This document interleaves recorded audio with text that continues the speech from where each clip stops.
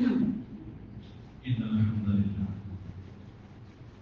نحمده ونستعينه ونؤمن به ونتوكل عليه ونعوذ بالله من شرور أنفسنا ومن سيئات أعمالنا من يهده الله فلا مضل له ومن يضلل فلا هادي له وأشهد أن لا إله إلا الله وحده لا شريك له وأشهد أن محمدا عبده ورسوله أرسله بالهدى ودين الحق ليظهره على الدين كله ولو كره المشركون اللهم صل على محمد وعلى آل محمد كما صليت على إبراهيم وعلى آل إبراهيم اللهم بارك على محمد وعلى آل محمد كما باركت على إبراهيم وعلى آل إبراهيم إنك حميد مجيد أما بعد فإن خير الكلام كلام الله وخير الهدي هدي محمد صلى الله عليه وسلم وشر الأمور محدثاتها وكل محدثة بدعة وكل بدعة ضلالة وكل ضلالة في النار أعوذ بالله من الشيطان الرجيم بسم الله الرحمن الرحيم يا أيها الذين آمنوا اتقوا الله حق تقاته ولا تموتن إلا وأنتم مسلمون يا أيها الناس اتقوا ربكم الذي خلقكم من نفس واحدة وخلق منها زوجها وبث منهما رجالا كثيرا ونساء واتقوا الله الذي تساءلون به والأرحام إن الله كان عليكم رقيبا يا أيها الذين آمنوا اتقوا الله وقولوا قولا سديدا يصلح لكم أعمالكم ويغفر لكم ذنوبكم ومن يطع الله ورسوله فقد فاز فوزا عظيما اقترب للناس حسابهم وهم في غفلة معرضون പ്രിയമുള്ള സത്യവിശ്വാസി വിശ്വാസികളെ, ജീവിതത്തിന്റെ എല്ലാ രംഗങ്ങളിലും അല്ലാഹു സുബ്ഹാനഹു വ തആലയുടെ കൽപ്പനകളും നിർദ്ദേശങ്ങളും കഴിവിന്റെ പരമാവധി സൂക്ഷിച്ചു പാലിച്ചും തഖ്വയോടുകൂടി ജീവിക്കണമെന്നാണ്. അതിന് പ്രാധാന്യത്തോടും ഗൗരവത്തോടും കൂടിയവരെ ഉണർത്തുകയാണ്, വസീയത്ത് ചെയ്യുകയാണ്. അല്ലാഹു സുബ്ഹാനഹു വ തആല ഇഷ്ടപ്പെട്ട രൂപത്തിൽ ജീവിക്കുവാനും അല്ലാഹുവിന്റെ തൃപ്തി കരസ്ഥമാക്കിയ ലോകത്തോട് ഇവിടെ പറയുവാനും അല്ലാഹു നമുക്ക് തൗഫീഖ് നൽകി അനുഗ്രഹിക്കുമാറാണ്. 21-ാം അധ്യായം സൂറത്തുൽ അംബിയായിലെ ആദ്യ വചനമാണ് ആമുഖമായി ഞാൻ ഓതി കേൾക്കുന്നത്. മനുഷ്യരായ നമ്മെ സംബന്ധിച്ചിടത്തോളം നമ്മുടെ ജീവിതത്തിൽ ഉണ്ടാകുന്ന പല നഷ്ടങ്ങൾക്കും അപകടങ്ങൾക്കും ഒക്കെയും കാരണം എന്താണെന്ന് അന്വേഷിച്ചാൽ ജീവിതത്തിൽ നമുക്ക് വന്നു പോകുന്ന ശ്രദ്ധക്കുറവിന്റെ അനന്തര ഫലങ്ങളായിരുന്നു അത്തരത്തിലുള്ള നഷ്ടങ്ങൾ, അപകടങ്ങൾ. നമ്മൾ പിന്നീട് പറയുമ്പോൾ അല്പം ഒന്ന് ശ്രദ്ധിച്ചിരുന്നുവെങ്കിൽ, ഒന്ന് ജാഗ്രത പാലിച്ചിരുന്നുവെങ്കിൽ, ഒന്ന് സൂക്ഷ്മതയോടുകൂടി കാര്യങ്ങളെ കൈകാര്യം ചെയ്തിരുന്നുവെങ്കിൽ ഇപ്പോൾ നാം അനുഭവിക്കുന്ന അല്ലെങ്കിൽ ഞാൻ അനുഭവിക്കുന്ന ഈ നഷ്ടങ്ങൾ അല്ലെങ്കിൽ എനിക്ക് സംഭവിച്ച അപകടങ്ങളൊന്നും സംഭവിക്കുമായിരുന്നില്ലല്ലോ എന്ന് പിന്നീട് കേൾക്കാറുണ്ട്. അത് മനുഷ്യന്റെ ഒരു ദൗർബല്യമാണെന്ന് നമ്മൾ തിരിച്ചറിയണം. അപ്പൊ ജീവിതത്തിലെ ശ്രദ്ധക്കുറവ്, അശ്രദ്ധമായി ജീവിച്ചു കഴിഞ്ഞാൽ പലതരത്തിലുള്ള നഷ്ടങ്ങൾ ജീവിതത്തിൽ നമുക്ക് അവസരങ്ങളായിട്ട് കൂടി നഷ്ടപ്പെടും. പിന്നെ എത്ര തിരിച്ചു കൊണ്ടുവരാൻ ശ്രമിച്ചാലും അവയൊന്നും തിരിച്ചു കൊണ്ടുവരാൻ സാധ്യമല്ല എന്നും കേവലം ഖേദപ്രകടനങ്ങൾ ബാക്കിയായ സങ്കടം കൊണ്ട് നടക്കേണ്ടി വരുന്നു. അതുകൊണ്ട് ശ്രദ്ധയോടുകൂടി ജീവിക്കണമെന്ന് ഖുർആൻ അടിക്കടി വിശ്വാസത്തിൽ ഉണർത്തുകയാണ്. അത് പാരമ്പര്യമായ വിഷയത്തിൽ മാത്രമല്ല. അപ്പൊ നമ്മുടെയൊക്കെ പൊതുനിരത്തുകളിൽ കാണുന്ന ബോർഡുകളൊക്കെ ശ്രദ്ധിച്ചാൽ എത്രയോ ബോർഡുകൾ കാണാം. ജാഗ്രത പാലിക്കാം, ശ്രദ്ധയോടുകൂടി വാഹനം ഓടിക്കുക എന്നൊക്കെ എന്തിനാ ഉണർത്തുന്നത് ചോദിച്ചാൽ പല ആളുകൾ വരുന്നത് പോകുന്നത് യാത്ര ചെയ്തോ ജീവിക്കുന്നതൊക്കെ ഈ ശ്രദ്ധക്കുറവയോടെയാണ്. ആ അപകടം അവനവനിൽ മാത്രമല്ല ഒതുങ്ങി നിൽക്കാം. ചിലപ്പോഴൊക്കെ നമ്മുടെയൊക്കെ ശ്രദ്ധക്കുറവ് മൂലം മറ്റുള്ളവർക്ക് കൂടി നഷ്ടങ്ങളും അപകടങ്ങളും സംഭവിക്കാൻ സാധ്യതയുണ്ട് എന്ന് നമ്മൾ തിരിച്ചറിയേണ്ടതാണ്. അപ്പൊ ഭൗതികമായ ജീവിതത്തിൽ നമുക്ക് നഷ്ടങ്ങളൊക്കെ സ്വാഭാവികമായി നമുക്ക് തിരുത്താനൊക്കെ ശ്രമിച്ചാൽ ഒരു പക്ഷെ കരകയറാൻ സാധ്യത. പക്ഷെ പാരമ്പര്യമായ ജീവിതത്തെ സംബന്ധിച്ചിടത്തോളം യഹലോകത്തെ നമ്മുടെ ഒരു ശ്രദ്ധക്കുറവ് മൂലം പരലോകത്ത് വലിയ നഷ്ടങ്ങൾ നമുക്ക് സംഭവിക്കുമെന്ന് ഖുർആൻ ഉണർത്തുകയാണ്. ഞാൻ ആമുഖമായി ഓതി വെച്ച ആയത്തുണ്ടല്ലോ, സത്യവിശ്വാസികളായ ആളുകളെ അല്ലാഹു സുബ്ഹാനഹു വ തആല ഉണർത്തുന്ന ഒരു വചനമാണ്. അല്ലാഹു പറയുന്നത് ഇഖ്താബ ലിന്നാസി ഹിസാബുഹും, ജനങ്ങൾക്ക് അവരുടെ വിചാരണ സമയം അടുത്തിരിക്കുന്നു എന്നാണ്. നോക്കൂ, നമ്മുടെ ഓരോ സങ്കല്പത്തില് എത്രയോ കാലങ്ങളുണ്ട് നമ്മളെ ഒന്ന് വിചാരണ ചെയ്യാൻ എന്നാണ് നമ്മൾ മനസ്സിലാക്കുന്നത്. ഖുർആൻ പറഞ്ഞത് ജനങ്ങളെ വിചാരണ ചെയ്യാനുള്ള സമയം അടുത്തിരിക്കുന്നു എന്നാണ്. അപ്പൊ അല്ലാഹു പറയുന്ന ആ അടുപ്പത്തിൽ എത്ര ഗൗരവം ആലോചിച്ച് നോക്കൂ. എന്നിട്ട് എന്താ പറയുക, അവരുടെ വിചാരണ സമയം അവർക്ക് അടുത്തിട്ട് പോലും അവർ അതിനെക്കുറിച്ച് ശ്രദ്ധയോടുകൂടി കാര്യങ്ങളെ സമീപിക്കാതെ അശ്രദ്ധമായി ജീവിച്ച് പോവുകയാണ് എന്നാണ് പറയുന്നത്. എന്ന് പറഞ്ഞാൽ നമ്മുടെ മുമ്പിൽ നമ്മൾ ഫേസ് ചെയ്യാൻ പോകുന്ന, ഞാൻ നിങ്ങൾ വ്യക്തിപരമായി അഭിമുഖീകരിക്കേണ്ട ഏറ്റവും സന്നിഗ്ധമായ ഒരു ഘട്ടം എന്ന് പറഞ്ഞാൽ നമ്മുടെ പാരമ്പര്യമായ വിചാരണയാണ്. അത് തൊട്ട് മുമ്പിലാണ് എന്നതാണ് ഖുർആൻ പറയുന്നത്. എന്നിട്ട് പോലും അതിനെക്കുറിച്ച് ശ്രദ്ധയില്ലാതെയാണ് ജീവിക്കുന്നത് എന്ന് ഖുർആൻ സൂറത്തുൽ അംബിയയുടെ ആദ്യത്തെ വചനത്തിലൂടെ സൂറത്ത് തുടങ്ങുന്നത് തന്നെ അങ്ങനെയാണ്. ഖുർആൻ മറ്റൊരു സംഗതി പറയുന്നതല്ലോ, പരലോകത്ത് വരുമ്പോൾ ഇവിടെ ജീവിതത്തിലെ ശ്രദ്ധക്കുറവ് മൂലം എന്ന് പറഞ്ഞാൽ ശ്രദ്ധിക്കാനുള്ള അവസരങ്ങളൊക്കെ നഷ്ടപ്പെടുത്തുന്ന കളഞ്ഞ് അവനവന്റെ അശ്രദ്ധ മൂലം പരലോകത്ത് വലിയ നഷ്ടങ്ങൾ സംഭവിച്ച ആളുകളുടെ ഖേദപ്രകടനം അന്ന് എടുത്തുകൊണ്ടിരിക്കുന്നത്. അവർ പറയും പരലോകത്ത് വരുമ്പോൾ യാ വൈലനാ ഖദ് കുന്നാ ഫീ ഗഫലത്തിൻ മിൻ ഹാദാ വ കുന്നാ ളാലിമീൻ, പടച്ചവനെ ചെയ്ത് ഞങ്ങൾക്ക് ഇങ്ങനെ നഷ്ടം പരലോകത്ത് സംഭവിക്കാനുള്ള കാരണമുണ്ടായത് ഞാൻ ഈ ഹലോകത്ത് ശ്രദ്ധയോട് കൂടി ജീവിക്കാതിരുന്നത് കൊണ്ടാണല്ലോ. കുറച്ചുകൂടി ഒരു ജാഗ്രത പാലിച്ചിരുന്നെങ്കിൽ ഈ അവസരങ്ങളും സന്ദർഭങ്ങളൊക്കെ എനിക്ക് ഉപയോഗപ്പെടുത്തി എനിക്കിവിടെ രക്ഷപ്പെടാമായിരുന്നല്ലോ, ഞാൻ തന്നെ എന്നോട് അക്രമം ചെയ്തു പോയല്ലോ എന്ന ആളുകൾ പരലോകത്ത് വരുമ്പോൾ പരിതപിക്കുന്നവർ രംഗമാണ് ഉദ്ദേശിക്കുന്നത്. അതിനകത്ത് അല്ലാഹു സുബ്ഹാനഹു വ തആല ഖുർആനിനോട് തന്നെ ജാഗ്രത പാലിക്കാൻ നിർദ്ദേശം കൊടുക്കുകയാണ്. എങ്ങനെയാണോ നബിയെ അവരോട് നിരന്തരമായി ഈ ജാഗ്രത നിർദ്ദേശം കൊടുക്കാം. ഇടയ്ക്കിടയ്ക്ക് ഇങ്ങനെ ജാഗ്രത പാലിക്കണം, ഇങ്ങനെ ജീവിച്ചാൽ പോരാ, ശ്രദ്ധയോടുകൂടി ജീവിക്കണം, അവസരങ്ങൾ മുമ്പിൽ വരുമ്പോൾ നഷ്ടപ്പെടുത്തരുത്, നല്ല നല്ല സന്ദർഭങ്ങൾ ഉപയോഗപ്പെടുത്തണം എന്നൊക്കെ ഇങ്ങനെ ഉപയോഗിക്കുന്നത് ഇടയ്ക്കിടയ്ക്ക് ഉണർത്തണം. അതെന്തിനാ?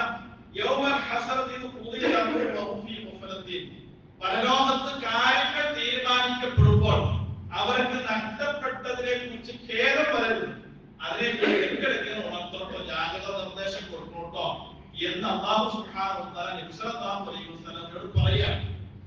ഇനി ഖുർആൻ ഇനി ഇത്രയെല്ലാം നിർദ്ദേശം കിട്ടിയിട്ടും ഇടയ്ക്കിടയ്ക്ക് ഈ ഉണർത്തലും ഉത്ബോധനങ്ങളൊക്കെ ഉണ്ടായിട്ടും കൂടി ജീവിതത്തിൽ വീണ്ടും ഞാൻ അശ്രദ്ധമായി ജീവിക്കുകയാണെങ്കിൽ അല്ലാഹുവിന്റെ നിലപാട് എന്താണെന്നോ, അവർ വിട്ടേ, നമ്മൾ പോകട്ടെ എന്ന അർത്ഥത്തിൽ. എന്നിട്ട്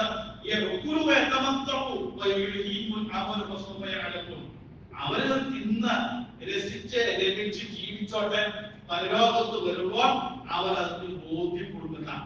അപ്പൊ ഞാൻ നിങ്ങളെ സൂചിപ്പിച്ചു തരവോ, നമുക്ക് ജീവിതത്തിലെ ശ്രദ്ധ പോകുന്ന സമയത്ത് അല്പം കൂടി ശ്രദ്ധയോടും ജാഗ്രതയോടും കൂടി ജീവിക്കാൻ ചില ഉണർത്തലുകൾ വരും.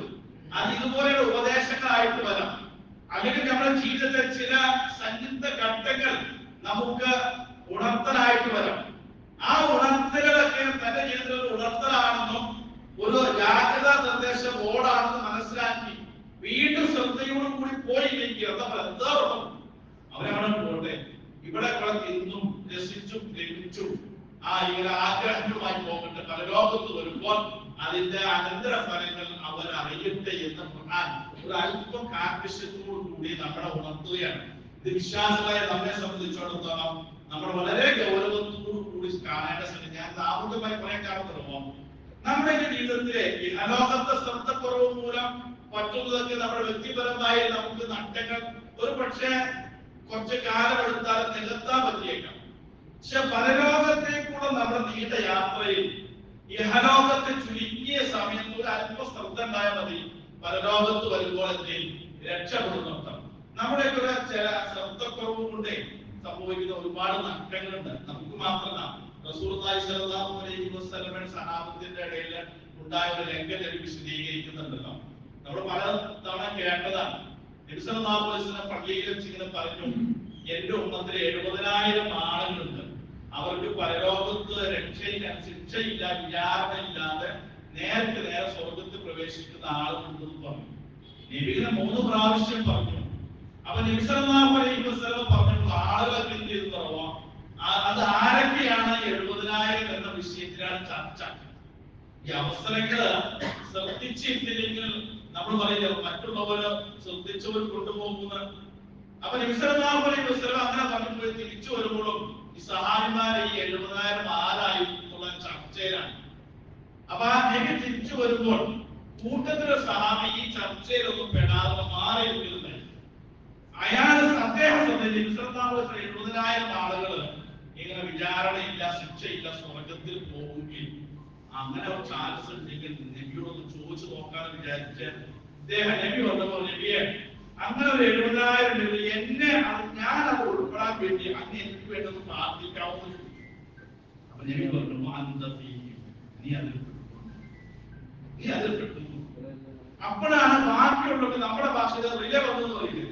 ബാക്കിയുള്ളവർക്ക് അപ്പൊ അർത്ഥം അപ്പൊ നബി ഒരു സബക്കൊക്കെ ഉദ്ദേശ ഒരു അവസരം ഉണ്ടായിരുന്നു. ആ അവസരം ഉദ്ദേശം ചോദിച്ചു കൊണ്ടുപോയി.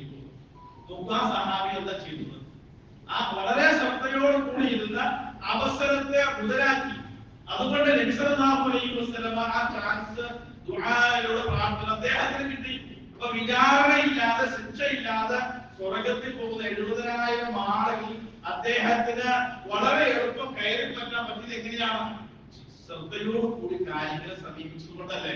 അപ്പൊ ഇതേപോലെ നമ്മുടെ ജീവിതത്തിലും അങ്ങനത്തെ അവസരങ്ങളൊക്കെ വരും.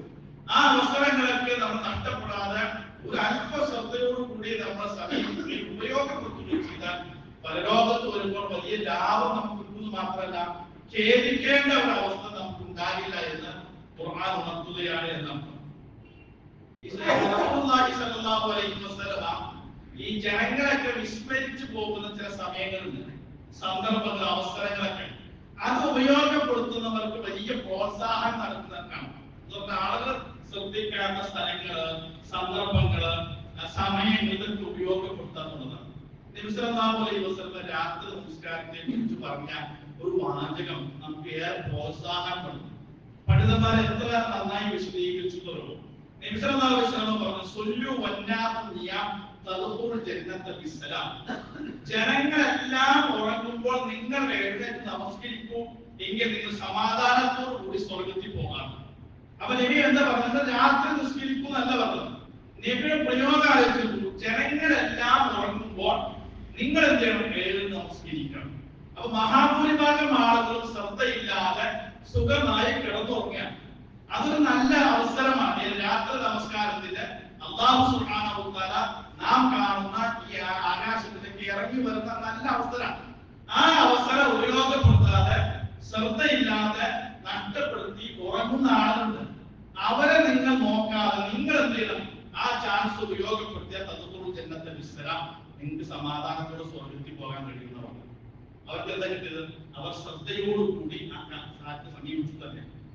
അർശിന്റെ തലയിലിട്ട് 7 കൂട്ടം ആളുകൾ പരിചയപ്പെടുത്തിയത് ഒരാളെ നബി സല്ലല്ലാഹു അലൈഹി വസല്ലം പറഞ്ഞതാണ്. റജുലുൻ ദക്കറല്ലാഹ ഖാലിൻ ഫഫാദ് ഐനാഹു. അയാൾ ഒറ്റയ്ക്ക് ഇരുന്ന് മാറി ഇരുന്ന് അല്ലാഹുവിനെ കുറിച്ച് കൂട്ടത്തിൽ ചേരാതെ ഒറ്റയ്ക്ക് ഇരുന്ന് അല്ലാഹുവിനെ കുറിച്ച് ഓർത്തപ്പോൾ അറിയാതെ കണ്ണുകൾ നിറഞ്ഞു ഒഴുകി. ആ ഒറ്റ കാരണത്താൽ അല്ലാഹു അയാൾ അർശിന്റെ തലയിൽ അയാൾ എത്ര അല്ലാഹു ചെയ്തു? ഒന്നുമല്ല, എല്ലാവരെയും കൂടെ ഇങ്ങനെ ഓടാതെ അവസരങ്ങളും ചാൻസുകളൊക്കെ മാറി ഇരുന്ന് ഉപയോഗപ്പെടുത്തിയപ്പോൾ അയാൾക്ക് അത് വലിയ മഹത്വം ലോകത്ത് കിട്ടിയതാണ്. ഇത് രണ്ടും എന്തിനാ ഉദ്ധരിച്ചത്? അങ്ങനെ ജനങ്ങൾ അത്ര കണ്ട് ശ്രദ്ധിക്കാതെ പോകുന്ന സമയങ്ങളും സന്ദർഭങ്ങളും ഉപയോഗപ്പെടുത്തിയാണ് വലിയ നേട്ടം നമുക്ക് പരലോകത്തെ കരസ്ഥമാക്കാൻ പറ്റുമെന്ന് സൂചിപ്പിക്കാം. നമ്മൾ സാധാരണ എല്ലാ വെള്ളിയാഴ്ചകളൊക്കെ പലപ്പോൾ നമ്മൾ കേൾക്കുന്ന സൂറത്തുൽ മുനാഫിഖൂൻ അവസാനം നമ്മൾ പറയുന്നുണ്ടോ, യാ അയ്യുഹല്ലദീന ആമനൂ, അല്ലയോ സത്യവിശ്വാസികളെ. അത് തന്നെ പ്രത്യേകതയുണ്ട്. ആ സൂറത്തിന്റെ പേരെന്താ? സൂറത്തുൽ മുനാഫിഖൂൻ. എന്തിനാ മുനാഫിഖൂൻ എന്ന് പറഞ്ഞാൽ കപട വിശ്വാസികൾ. അപ്പൊ കപട വിശ്വാസികളുടെ ദുസ്വഭാവങ്ങൾ വിവരിക്കാൻ വേണ്ടി ഇറങ്ങിയ ഒരു സൂറത്താണ് സൂറത്തുൽ മുനാഫിഖൂൻ. അവസാനം ആരെ വിളിച്ചത്? യാ അയ്യുഹല്ലദീന ആമനൂ, സത്യവിശ്വാസികൾ. അപ്പൊ മുനാഫിഖുകളെ കുറിച്ച് പറയാൻ ഇറങ്ങിയ സൂറത്തിൽ അവസാനം അല്ലാഹു സുബ്ഹാനഹു വ തആല നിങ്ങൾ മുനാഫിഖുകളെ കുറിച്ച് ചിന്തിച്ച് നിങ്ങളുടെ കാര്യം മറന്നു പോകരുത്. അവസാനം ഒരു വിളി, യാ അയ്യുഹല്ലദീന ആമനൂ ലാ തുൽഹികും അംവാലുകും വലാ ഔലാദുകും അൻ ദിക്രില്ലാഹ്. നിങ്ങൾ ഇതിന്റെ പിന്നാലെ പോയി അവസാനം നിങ്ങളുടെ പരലോകം നിങ്ങളുടെ ശ്രദ്ധക്കുറവ് മൂലം നിങ്ങൾക്ക് നഷ്ടപ്പെടും എന്നാണ്. അപ്പൊ നമ്മുടെ ശ്രദ്ധക്കുറവ് മൂലം നമ്മുടെ പരലോകം നഷ്ടപ്പെട്ടുകൂടാ എന്ന ഉറച്ച ഉത്തമമായി ബോധ്യം നമ്മുടെ മനസ്സിലുണ്ടാകണം. നിങ്ങൾ ഇത് അറബി മാസം ശഅബാൻ മാസമാണ്. അടുത്തത് നമ്മുടെ മുമ്പിൽ റമദാൻ മാസമാണ്. കഴിഞ്ഞത് റജബ് മാസമാണ്. അപ്പോ നമ്മുടെ മനസ്സുകളൊക്കെ റമദാനെ സ്വീകരിക്കാൻ വേണ്ടി മാനസികമായി പാകപ്പെട്ടു തുടങ്ങി. ഭൗതികമായി നമ്മൾ ഒരുങ്ങി തുടങ്ങിയതാണ്. ഇത് നമ്മൾ ആത്മീയമായി ഒരുങ്ങിയതിനെ കുറിച്ച് താമസം കൂടുന്നുണ്ട്. ഭൗതികമായി നമ്മൾ റമദാൻ കേൾക്കാൻ ഒരുങ്ങിയതാണ്.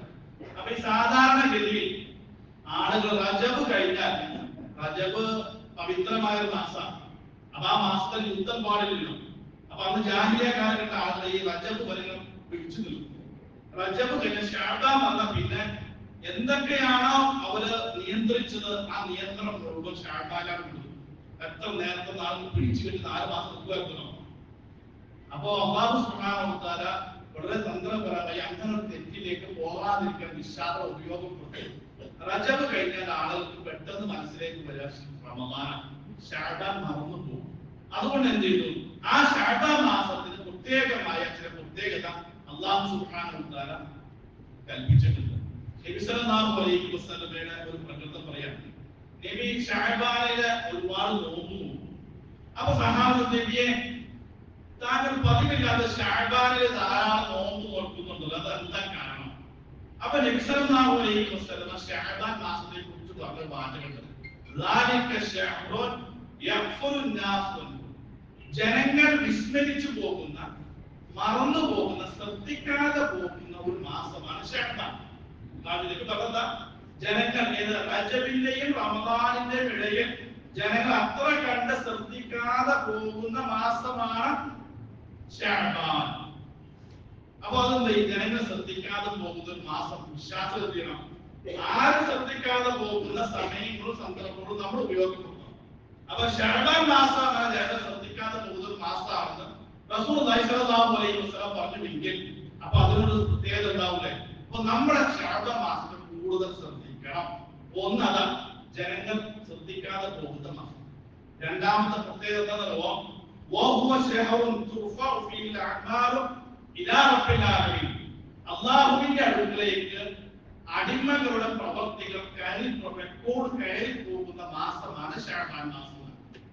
എന്ന് പറഞ്ഞാൽ റസൂലുള്ളാഹി സ്വല്ലല്ലാഹു അലൈഹി വസല്ലം വിശദീകരണം അറിയിക്കണം. ആഴ്ച എല്ലാ ദിവസവും നമ്മുടെ രേഖകൾ അല്ലാഹുവിന്റെ മുന്നിൽ മലക്കിൽ ഹാജരാക്കും. ഓരോ ദിവസത്തെ റെക്കോർഡ് അത് സുബഹിക്കും അസ്റിനുമാണ്. നമ്മൾ കേട്ട ഹദീസിലല്ലോ ഒരു കൂട്ടരില് അസ്റിനെ ഇറങ്ങിയ ഒരു മലക്കുകൾ അവർ സുബഹിയാകുമ്പോൾ തിരിച്ചു കയറും. സുബഹിക്ക് ഇറങ്ങി വരുന്നവർ അസ്ർ തിരിച്ചു. ഈ പോകുന്നവർ അന്ന് വരെയുള്ള നമ്മുടെ റെക്കോർഡ് കൊണ്ടേക്ക് കൊടുക്കണം അല്ലാഹുവിന്റെ മുന്നിൽ. അത് ഓരോ ദിവസത്തെ അല്ലാഹുവിന്റെ മുന്നിലുള്ള സമർപ്പണമാണ്. പറഞ്ഞു ആഴ്ചയിൽ സമർപ്പിക്കും.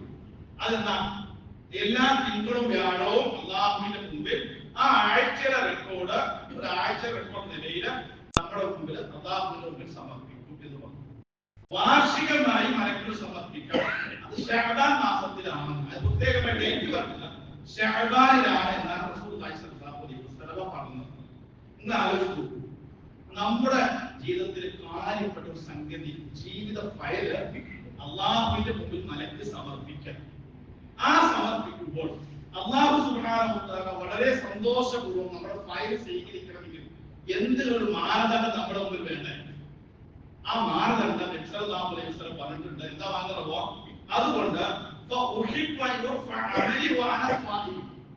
നോമ്പുകാരനായിരിക്കെ എന്റെ റെക്കോർഡ്, എന്റെ ഫയൽ അല്ലാഹുവിന്റെ മുമ്പിൽ സബ്മിറ്റ് ചെയ്യാനാണ് എന്റെ ഇഷ്ടം എന്ന് പറഞ്ഞാൽ മുഹദ്ദിസുകൾ പറയാം, ഈ മലക്കുകളുടെ കൊണ്ടേ കൊടുക്കും.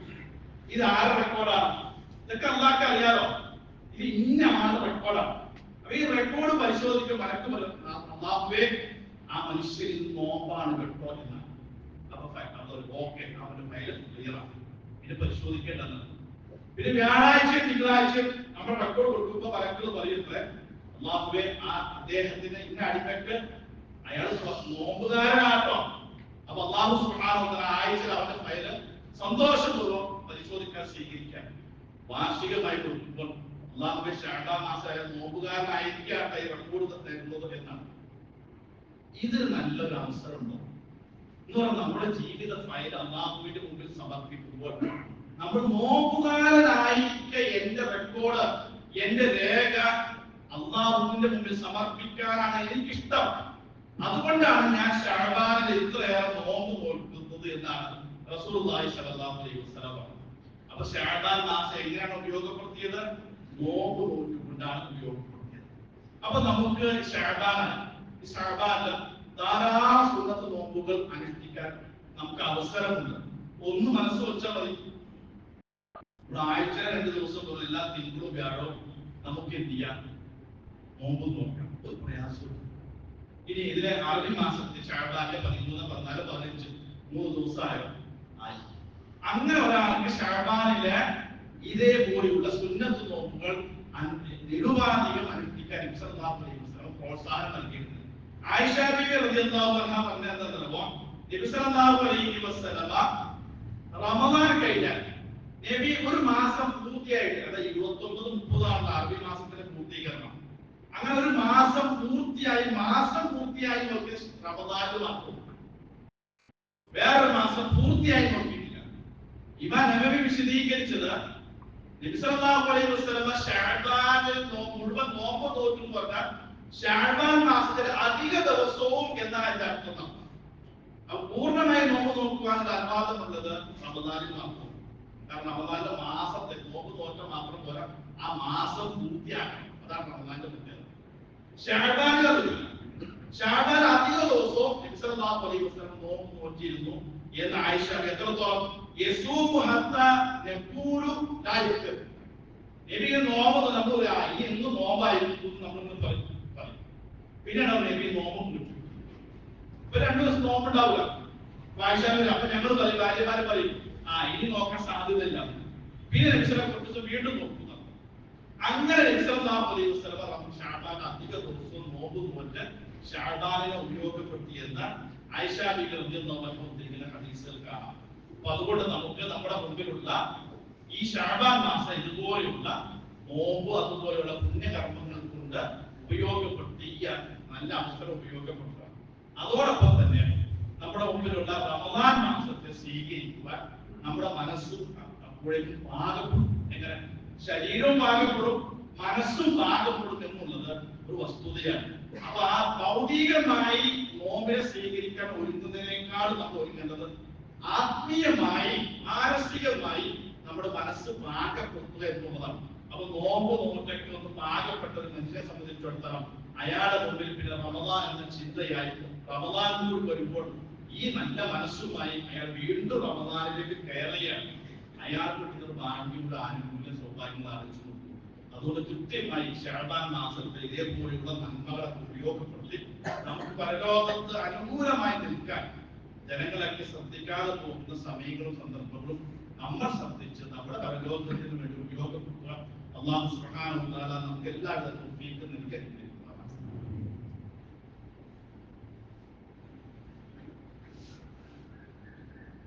അൽഹംദുലില്ലാഹി റബ്ബിൽ ആലമീൻ. വസ്സലാത്തു വസ്സലാമു അലാ അഷ്റഫിൽ മുർസലീൻ വഅലാ ആലിഹി വസഹ്ബിഹി അജ്മഈൻ. അമ്മാ ബഅദ്. ഒരിക്കൽ കൂടി അല്ലാഹുവിന്റെ കൽപ്പനകളോട് ജീവിക്കണമെന്ന് ഉണർത്തുകയാണ്. ഈ ശഅബാൻ മാസത്തെ കുറിച്ച് പറയുമ്പോൾ നമ്മൾ സാധാരണ ചില ആളുകൾ ചെയ്യുന്ന ഒരു സമ്പ്രദായം ഷാബാന്റെ പുണ്യാണ്. ഈ ഒരു മാസം അങ്ങനെ നോമ്പ് പിടിക്കാനൊക്കെ പ്രയാസമൊന്നുമില്ല, അവനാണ് തീരുമാനിക്കാൻ പ്രയാസം, ശ്രമിച്ചാൽ കഴിയും. ഷാബാന്റെ പകുതി കഴിയുമ്പോൾ പിന്നെ ഒരു നോമ്പ് പിടിച്ചിട്ട് എന്ത് ചെയ്യും? റമദാനിലേക്ക് പ്രവേശിക്കും. അത് തെറ്റാണ്. ഷാബാന്റെ പകുതിക്ക് നോമ്പ് പിടിച്ച് ഫർദ് നോമ്പ്, ഒരു സുന്നത്ത് നോമ്പ് കൊണ്ട് ഫർദ് നോമ്പിലേക്ക് ചേർക്കാൻ പറ്റും. ഫർദ് വേറെയാണ്, സുന്നത്ത് വേറെയാണ്. അപ്പോ ഈ ഷാബാന്റെ പകുതിക്ക് നമ്മൾ മാസം കാണുന്നത് ഒരു വെള്ളിയാഴ്ചയാണെന്ന് വിചാരിക്കും. അയാൾ പിന്നെ വ്യാഴോ തിങ്കളും പിടിച്ച് അങ്ങനെ റമദാനിൽ കയറാൻ പറ്റില്ല. പിന്നെ ആദ്യം ഇളവുള്ളൂ. ഷാബാന്റെ ആദ്യം മുതൽ എല്ലാ തിങ്കളും വ്യാഴോ പിടിക്കുന്ന ഒരാൾ, അയാൾ ഷാബാൻ ആദ്യം മുതൽ പിടിച്ചു. ഇനി മാസം കണ്ടത് വെള്ളിയാഴ്ച നോമ്പ് തുടങ്ങുന്ന അയാൾക്ക് തലേ വ്യാഴാഴ്ച പിടിക്കും. അതല്ലാതെ 15 വരെ കാത്തിരുന്ന് 15 ശേഷം തുടങ്ങിയിട്ട് പിന്നെ നമ്മൾ ചേരാൻ പറ്റില്ല. അത് പാടില്ലെന്നൊരു സംഗതിയാണ്. അത് വേറെ, സുന്നത്ത് വേറെ. അപ്പൊ അതുകൊണ്ട് നമ്മള് അങ്ങനെ നമുക്ക് അവസരം കിട്ടുന്നെങ്കിൽ ഈ ഷാബാന്റെ 15 മുതൽ മുമ്പെങ്കിലും നമ്മള് അത് തുടങ്ങി എന്ന് മാത്രമേ, എന്നാലും നമുക്ക് അങ്ങനെ ആനുകൂല്യോ കിട്ടുള്ളൂ എന്ന് തിരിച്ചറിയണം.